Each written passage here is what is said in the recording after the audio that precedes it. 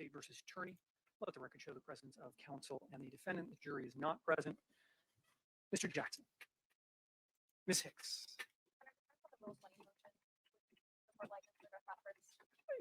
I see your rule 20 and your motion to dismiss, or in the alternative, suppress statements for lack of corpus delicti as very closely tied together. So I'm happy to hear argument on either or both together.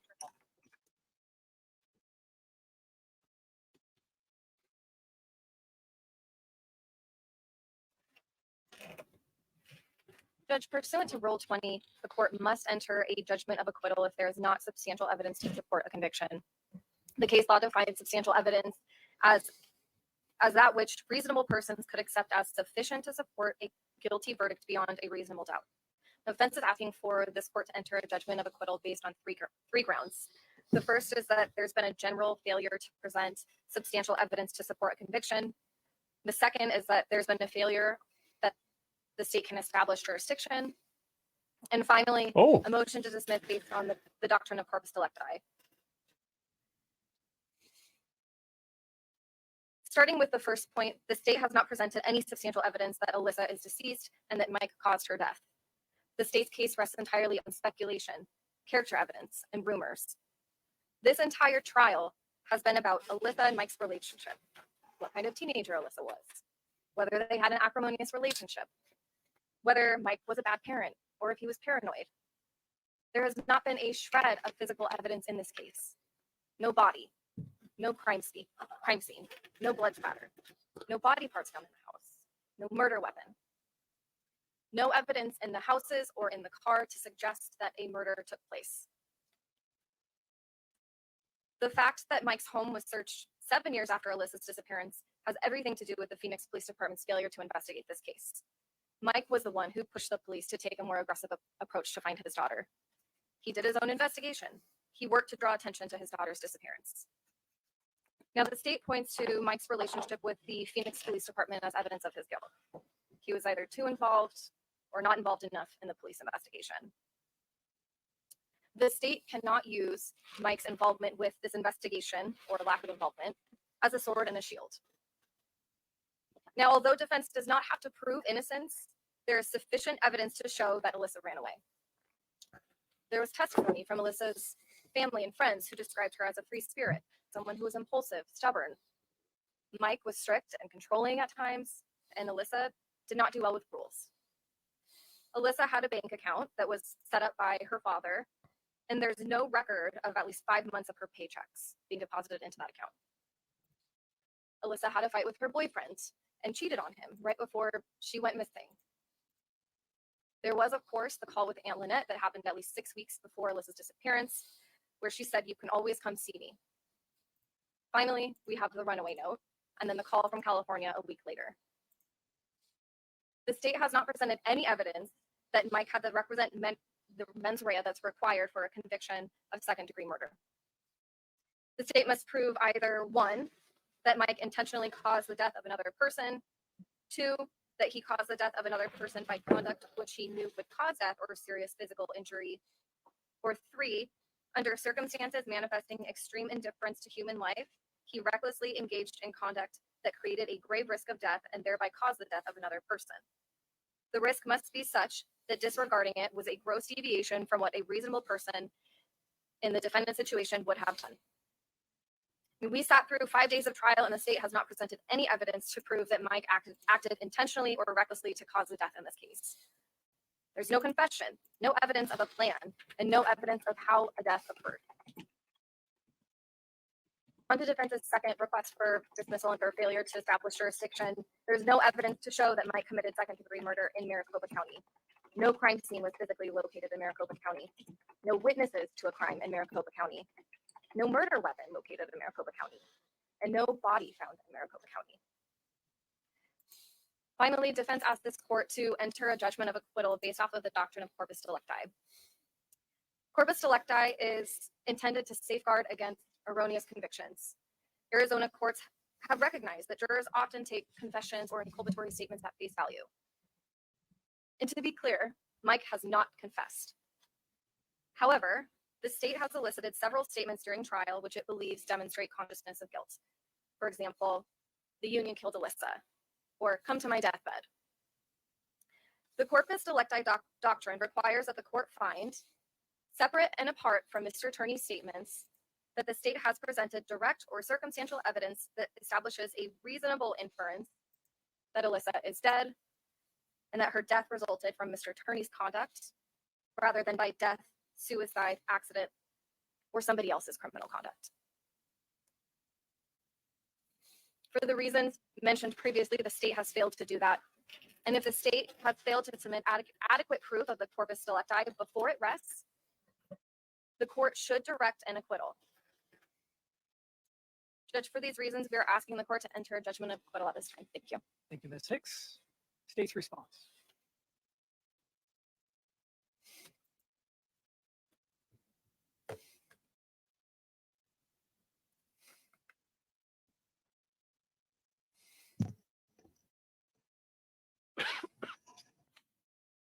Your Honor, we would submit that the law does not envision a person who murders someone simply because they have disposed of the body where it cannot be found, simply because they have managed to commit this crime without leaving physical evidence when there is circumstantial evidence. What circumstantial evidence? To escape being held accountable.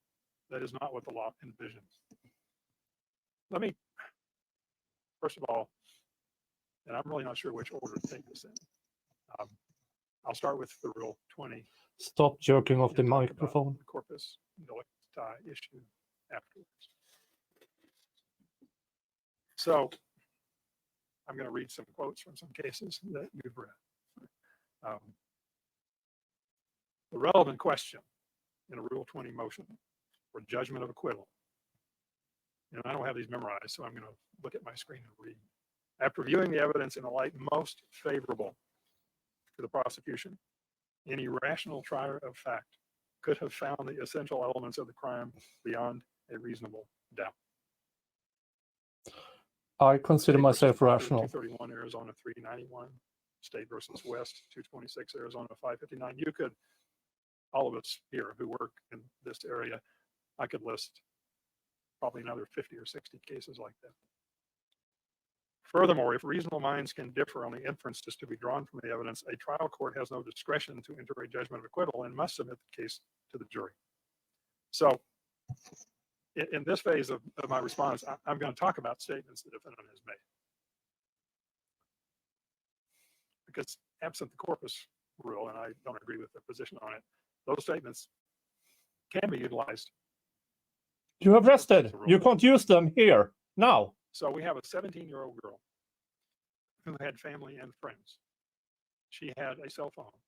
She had her mother's jewelry, which was important to her. She had makeup, which was apparently important to her, according to the testimony. She had a home. She was unhappy with the defendant. She had family and friends that she could have gone to live with. She had family and friends that, based on history, it You never looked at the aunt's house. is circumstantially, you can infer she would have contacted those people if she were alive. You could go to court.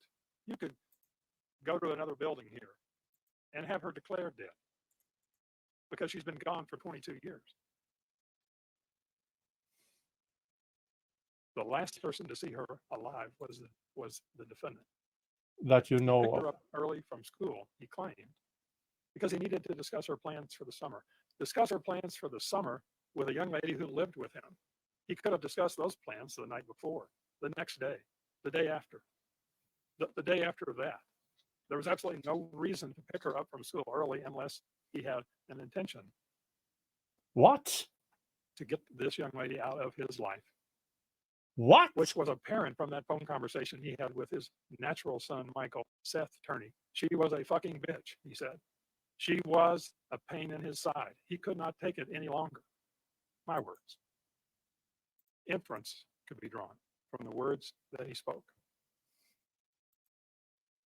A 17-year-old girl does not leave home without her cell phone. She does not leave home with no intention of returning without taking the things that were important to her. She does not leave a note saying she's running away and climb out a window, not to be seen on a video from that day. A video the defendant claimed that he had watched and there was nothing on it, and then he destroyed it. He didn't keep it for someone else to look at.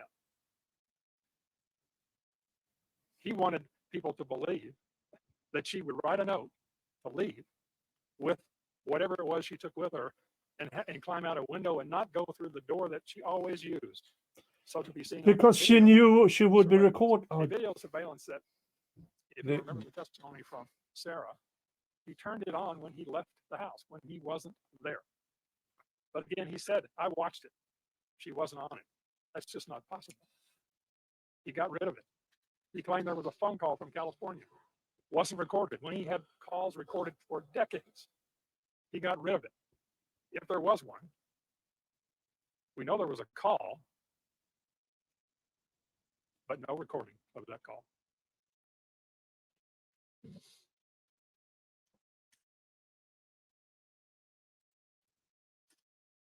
Yeah. Yeah. When you combine the nature of their relationship, how he denigrated her over the years, how he basically said to his older son, I can't stand any more of this fucking bitch. He takes her from school when there was no reason. She had a job, Your Honor, where she would be going to work when school was over at Jack in the Box. We don't have to prove how he killed her. We don't have to prove whether he strangled her, whether he beat her, whether he struck her. All we have to prove is that he killed her. And there is circumstantial evidence that he did. All of this, he was a former deputy sheriff. So what they want you to believe, Your Honor, is that and the jury believe, is that all these efforts he made over the years was because of a genuine desire to find her. No, it was to create this image of a father who wants to find the daughter that he's murdered. He knows they're not going to find whatever he did with her. He suspects they're not going to find her body. They're not going to hear from her because he knows that she's dead. Now let me talk about Damned if you do, damned if you don't. They filed their motion last night. I hadn't had a chance to do a written response. So if you'll give me a little latitude here. I'm going to cite some from a case, State versus Derek Gerlach, 134 Arizona 164. Even without, it's on the issue of the corpus delicti rule.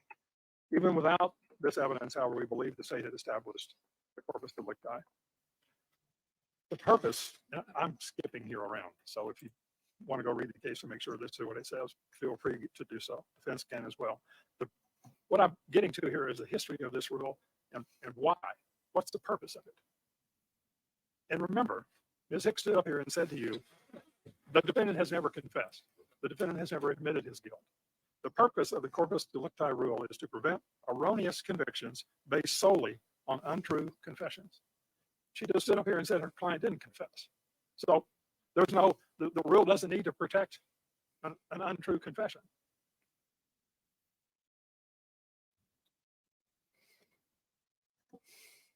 They have alluded to confession via innuendo. In that Gerlach decision, they cited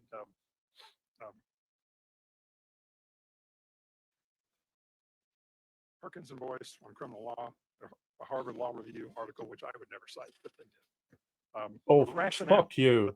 this language is particularly critical here in this analysis, Your Honor, because we have to understand the purpose of this rule. The rationale for the corpus delicti rule was the realization that confessions may be untrustworthy because of involuntariness due to improper police conduct or unreliability due to the mental instability of the accused. That's not even their position here. Their position is there hasn't been any police misconduct. No, he's talking about the phone call. When he's talking about got rid of it, it is the videotape from the day of the disappearance. And they claim it wasn't recorded. Yeah, but you have the burden of proof. But since the police never investigated until 2008,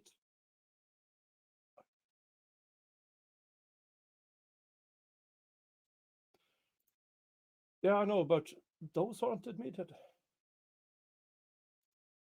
Okay, vices. Oh, hey, vice. Hi, vices. Hey, oh, hey. Okay. Wow. Okay. The numbers are ticking up. Yeah. Yeah. I think he. Yeah. Vices rate. Yay. Okay. We are in the middle of the defense has asked the court to do a directed verdict, and they did a damn good job of it. It's a legal vices raid. Oh, I will send Jeff a link so he can be with us for a couple of minutes, maybe. Where are you? There are you. The sound, yeah, the sound is crap. It's law and C words fault. It's crackling up. I sent Jeff a link. The defense have moved forward with a directed verdict, and other things to say that they have throughout the trial they have no evidence, no physical, no body, no nothing, no crime scene, no murder weapon, no nothing. All they have is rumors, innuendos, and allegations. Hello, everybody. It's me. It's a legal vices raid. Yeah, and so they did a damn good argument. I urge you to go back 15-20 minutes and listen to their argument. So the rest of us can continue. Because now this the prosecutor. Thank you. Time to Jeff. Good night, everybody. Say good night, Jeff. Night, Jeff. Yeah, no banning people in your sleep, Jeff. Now, this prosecutor, of course, don't want to hear about it. No directed verdict. And now he's referring to different law review from Harvard, and he is speaking about other things. Now, we all have to understand that directed verdicts are extremely rare. But in this case, I believe that it should be granted. I'm playing this in a higher speed because, yeah, this guy is slow. But as again, the crackling in the sound from the law and seaward stream is on them, not me. Just so you know. That led to an untrue confession. In the Gerlach case, Your Honor, that defendant confessed to killing the victim in that case, but it wasn't recorded. It was 1980. They didn't record his confession. So you had a detective testifying, this is what he told. So the issue was there evidence independent of that confession to corroborate it? Well, that's the purpose of the rule. But it doesn't serve a purpose in this case, and it doesn't apply in our factual situation. Therefore, any confession, admission, which they claim doesn't exist, any statement that this defendant made can be utilized to prove this case. Thank you. Thank you, Mr. Immordino. Ms. Hicks, I will give you the last word. Just a moment.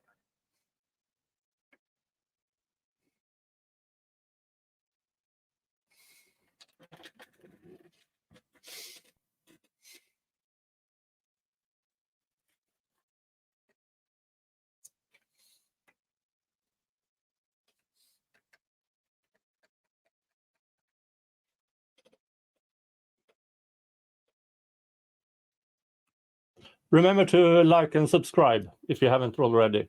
Thank you. Judge, turning first to the corpus issue, the case law says that that the term confession can be used interchangeably from statements that are made throughout the case. So we would be requesting not just, clearly there's been no confession here, but any statements that are possibly inculpatory to be suppressed. And that's based off of State v. Jones, 198 Eras 18.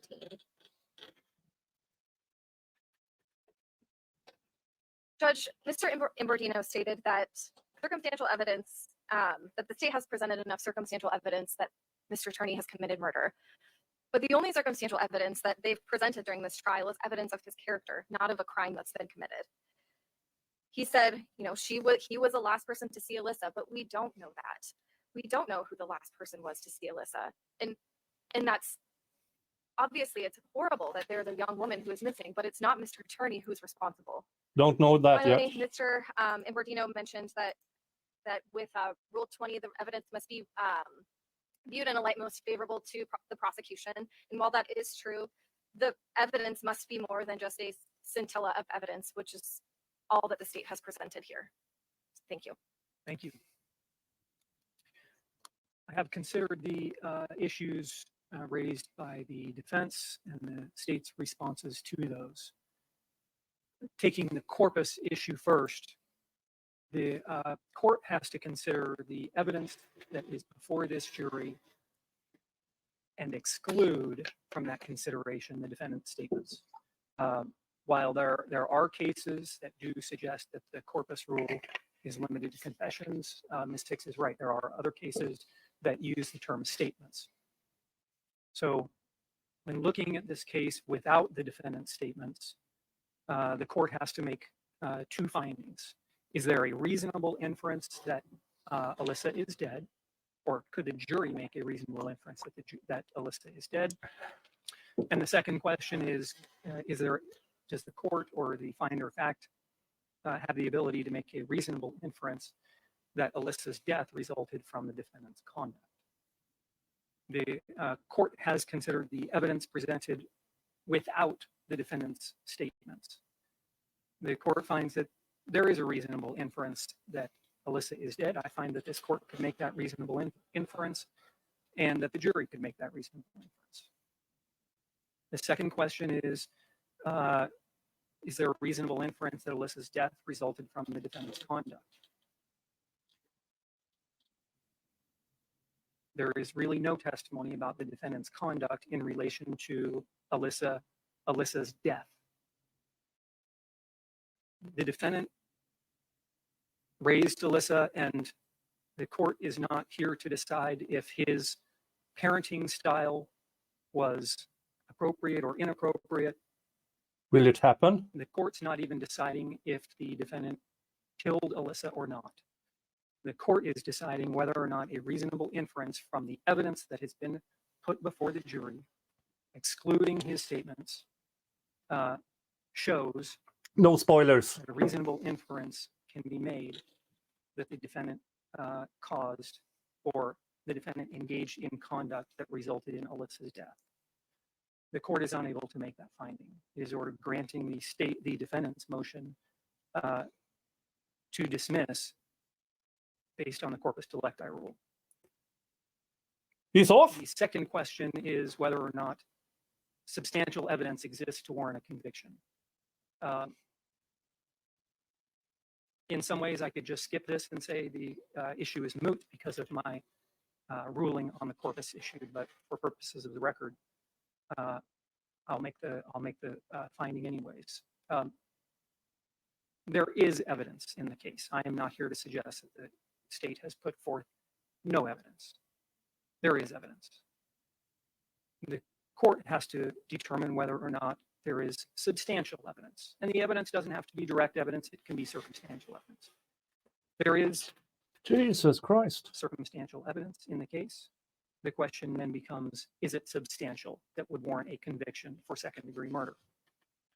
The court has considered the evidence and finds that substantial evidence does not exist to warrant a conviction. It's ordered granting. Holy shit. For a Rule 20 judgment. Holy shit.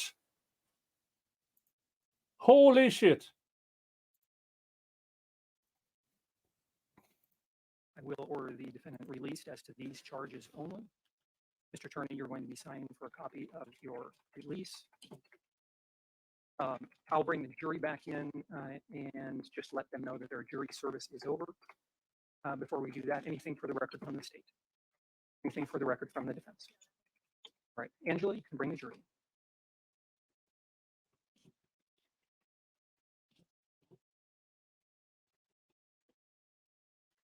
Holy fuck.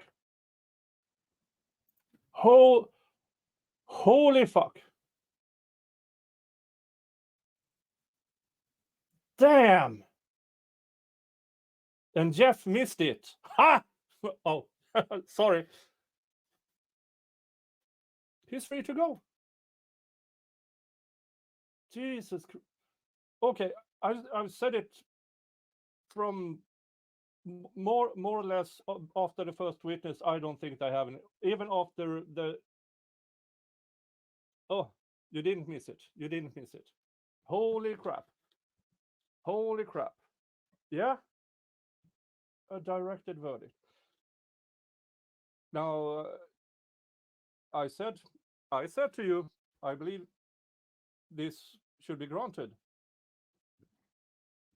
But I didn't think it would. I really didn't think it would.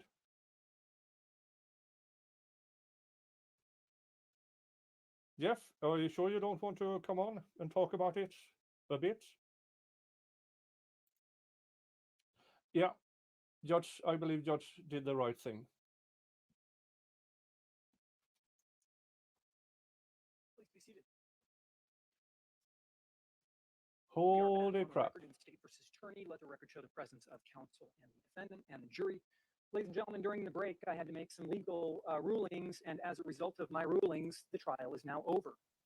You are now discharged as jurors, and the admonition is now lifted. You can talk to anybody that you want to talk to about the case, but you don't have to talk to anybody if you don't want to. I will come back to the jury room in a moment to thank you in person for your service. It's Sometimes dismissed. the attorneys like to come back and talk to the jurors after a trial. If you want to stay and talk to them, you're welcome to do so. But if you want to just gather your things and go, you're welcome to do that as well. On behalf of the court and the parties, thank you so much for giving us your time for this trial. It was important and meaningful, and the court and the parties and the community recognize that our criminal justice system cannot function without people who are willing. And I was here for it. Which is give up your time and attention for purposes of sitting and listening to evidence in a case. So thank you so much for that. Please take everything with you into the jury room. Again, I'll come back in just a moment and thank you in person. Jury is now excused. He stood up really fast. If he walks out, I'm going, no, sit down, be rolled out, not in front of cameras. We were all here when it happened. Thank you, Jeff, for allowing your audience here to witness this with me